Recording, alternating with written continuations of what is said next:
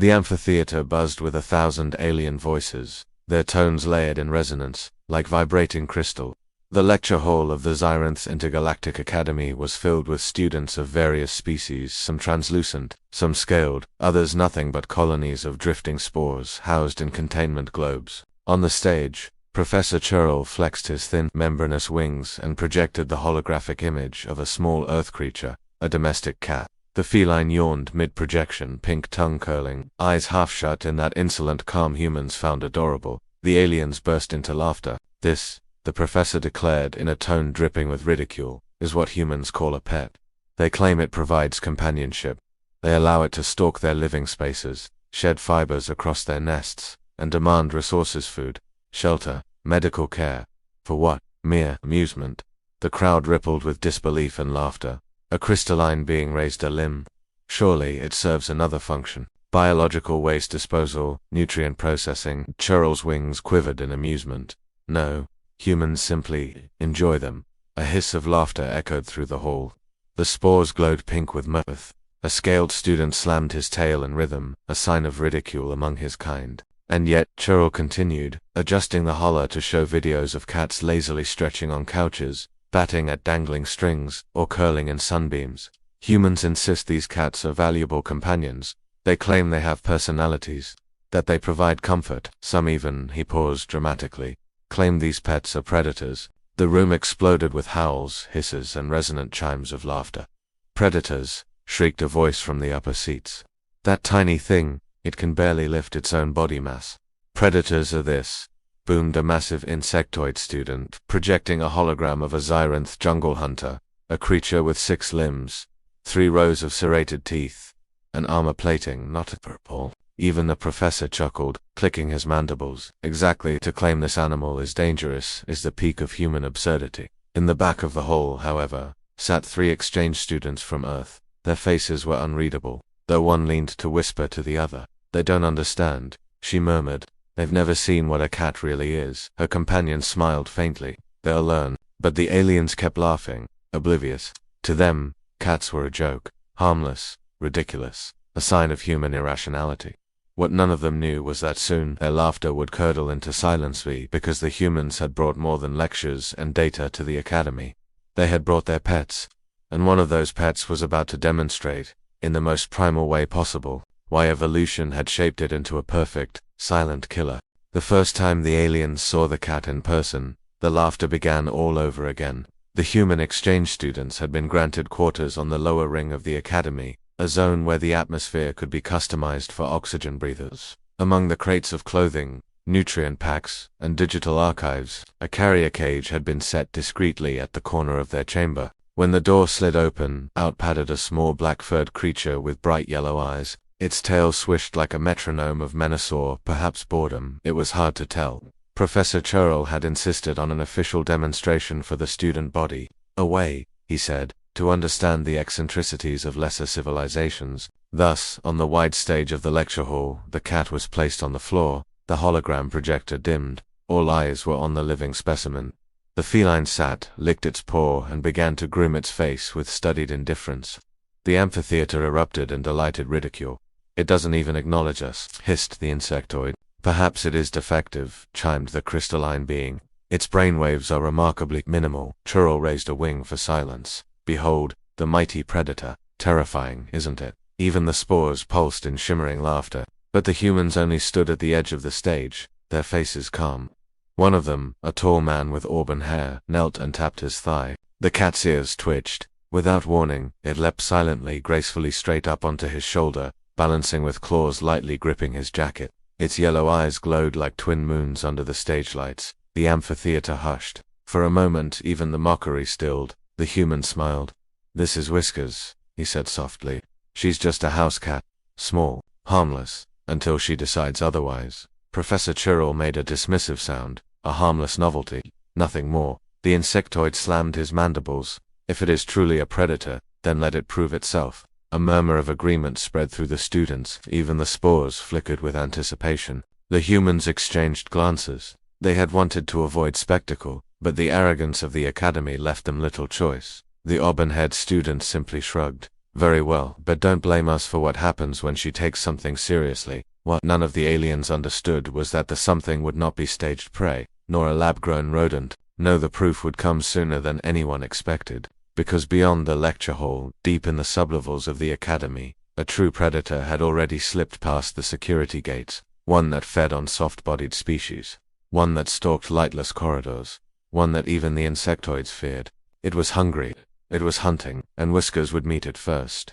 The academy's sublevels were a labyrinth of maintenance corridors, oxygen recyclers, and storage vaults where only service drones ventured. To most students, the dimly lit passages were invisible, irrelevant, but to something that lived by stealth and hunger, they were a perfect hunting ground. It came in through the cargo shuttles and accident, perhaps, or a stowaway. The Xyrants called the species Thou, though most simply referred to them as void raptors, scaled and slick, their bodies blended with shadow, their teeth curved like ivory hooks. They were apex predators even on their homeworld, feared by nearly every species in the Academy's records. Security monitors caught only fragments, a ripple of movement, a flicker of heat, then nothing. Drones sent to investigate were returned in pieces if they were returned at all. By the time alarms whispered across the lower levels, the students were still laughing upstairs, mocking humanity's cuddly house pets. But in the human quarters, Whiskers stirred. The black-furred cat's ears pricked before the humans noticed anything amiss. A vibration ran through the floor, subtle, like a distant heartbeat. Whiskers rose from her nap and padded silently to the door, tail flicking with curiosity. Her pupils widened into dark pools. Whiskers, the auburn-haired human, asked, glancing up from his tablet. "What is it, girl?" The cat pressed her nose to the door, body tense. Then, with a low guttural sound, a growl so deep it seemed impossible for something so small, she warned her humans of what was coming. The humans froze. They recognized that sound. A second later, the lights flickered. A drone's metallic scream echoed through the hall, followed by silence, and then they heard it. The slow, deliberate scrape of claws against the metal floor. The humans exchanged grim looks. They had seen the reports. They had heard rumors of a KR sighting near the docks. If one had slipped inside the academy, thousands of lives were in danger. But before they could act, Whiskers was already moving. She darted through the open door the moment it hissed aside, vanishing into shadow without a sound. "Whiskers," the woman hissed, reaching out, but the cat was gone, a streak of black swallowed by darkness. Down the corridor, the alien predator stalked, its tongue flicked across serrated fangs, tasting the air for prey. Its nostrils flared at the scent of mammalian flesh. The humans, yes, but something else too. Something smaller, sharper, radiating a confidence it had never encountered. From the shadows, two golden eyes blinked. The cruttle hissed, tail lashing. Whiskers crouched low, ears flat, muscles coiled like steel springs. To the humans of Earth, this was a familiar dance, the quiet moment before chaos. To the predator, it was incomprehensible. It thought it had found prey. Instead, it had just crossed into the hunting ground of a creature that had stalked vermin since before humanity learned to walk upright. The cat's tail flicked once, then she leaped. The crottle had faced armored beasts twice its size. It had stripped the flesh from hunters armed with plasma lances. Yet in that instant when a streak of black fur launched from the shadows, it faltered. Whiskers moved with liquid speed. She didn't roar. She didn't announce herself. She simply struck. Her claws raked across the alien's snout, leaving glowing trails where keratin met sensitive scales. The crottle shrieked, a guttural sound that rattled the corridor walls. In the observation decks above, alarms began to blare. Security feeds finally caught sight of the intruder, along with the tiny earth creature now clinging to its face like a shadow given claws. The students watching the feeds gasped. "Is that the pet?" the crystalline being stammered, facets flickering in disbelief. "No, impossible," Professor Churl barked. "It should have been devoured instantly." But on the screen, the harmless novelty was not being devoured. She was fighting. The crystal thrashed, slamming its head against the metal wall in an effort to dislodge the cat. Whiskers held fast, teeth sinking into the ridge between its eyes. The predator's blood oozed, thick and dark, dripping to the floor. The humans raced into the corridor, weapons drawn, improvised tools more than true arms. But for the moment, they were spectators to a duel far older than technology. The crottle finally managed to fling Whiskers free. She twisted mid-air, landed on all fours, and let out a hiss that echoed down the hall like steam from a ruptured pipe. Her back arched, fur bristling, tail whipping in furious rhythm. The predator lowered itself, muscles rippling under its scaled hide. For the first time in its life, it hesitated. The humans recognized the silence. They had seen it on Earth. Barn owls frozen before a sudden strike, wolves startled when prey fought back harder than expected. The silence of a predator realizing it was no longer certain of the outcome, and Whiskers advanced. She didn't retreat. She stalked forward, shoulders rolling in perfect rhythm, eyes locked unblinking on her quarry. Each step dared the cryfall to move, to expose weakness. The insectoid student watching the feed slammed his mandibles in disbelief. That stance, that is hunting behavior, from something so small. The spores flickered nervously. It cannot be real. But reality did not wait for their understanding. The Cruthel lashed out again, jaws snapping. Whiskers darted sideways, impossibly quick, claws raking across its throat. Not deep enough to kill but enough to remind. Predators respected only one law, dominance, and this tiny mammal was speaking it in a language older than stars. Blood dripping, the Cruthel reeled back. Its tail lashed against the floor, leaving dents in the alloy. The humans watched in awe. Their pet was no pet at all in this moment. She was an echo of wild forests, of forgotten nights when humans huddled by fire while cats hunted in the dark. Whiskers growled, low and guttural. The duel was far from finished. The corridor stank of blood and ozone from flickering lights. The humans stood frozen, afraid to breathe too loudly as the ancient duel unfolded. Whiskers' fur gleamed with sweat and dust. Her yellow eyes locked like burning suns on the alien's reptilian pupils. The Cruthel shifted uneasily. This was no ordinary encounter. Prey was supposed to flee, to tremble, to die. Yet here was a creature, a fraction of its size, standing its ground, slashing, biting, challenging. For the first time in its long, vicious life, the void predator felt something alien to its nature. Hesitation. Whiskers broke the silence with another hiss, her teeth bared in defiance. She darted forward again, a streak of fur and fury, and raked her claws across the soft tissue at the corner of the KRR Thull SI. The predator howled, slamming into the wall, gouging dents in alloy as sparks rained from broken conduits. Up in the observation decks, pandemonium spread. She wounded it again, gasped the crystalline student. Impossible, Professor Churl whispered, his wings trembling with disbelief. Statistically impossible. That thing has survived battles with armored hunters yet a cat. The insectoid leaned closer to the feed, mandibles twitching in agitation. It's not just attack, it's tactics. Look at its movement. It's toying with the larger predator. And indeed Whiskers was. Every strike was precise, meant not to kill outright but to frustrate, weaken, destabilize. She moved like liquid shadow, darting between the Cruthel's blind spots, forcing it to waste energy in furious lunges that found only air. The predator bellowed, its tail smashing the corridor in fury. But Whiskers never backed down. Her body spoke the unyielding language of hunters. You bleed, therefore you can fall. The humans dared to step closer.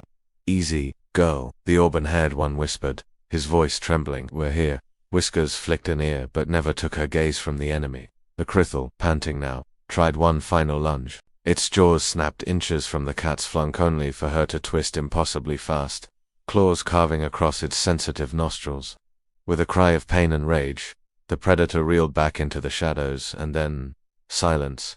The humans waited, breath held, as the void raptor's glowing eyes receded into darkness. It did not return. It had yielded. On alien worlds, retreat was a sign of weakness. But among predators, it also meant something more profound. Acknowledgement. Whiskers sat down in the middle of the corridor, calmly grooming her paw as though nothing had happened. Blood alien and her own stained her fur, but her composure was unshaken. The students in the observation hall were silent. For once, no laughter filled the air. Professor Churl's mandibles clicked in disbelief. A small carnivore from Earth has forced a Cruthel to retreat. The insectoid spoke slowly, reverently, not forced. Earned respect, predator to predator, and in that moment, the Academy realized that humans had not brought a toy, nor a harmless pet. They had brought a piece of Earth's oldest weapon, nature itself. When the silence finally settled across the Academy, it was heavy not with ridicule, but with realization. The students who had laughed until their voices cracked now stared at the feed, unmoving, their amusement curdled into awe. The Cruthel, the nightmare of entire colonies, a predator that once required strike teams to contain, had fled. Not destroyed, not captured, but beaten back in primal combat by something barely the length of its foreleg, by a cat. Whiskers, unfazed by the eyes of dozens of species, finished grooming her bloodied paw. She shook herself once, fur rippling like black silk. then padded back toward her humans.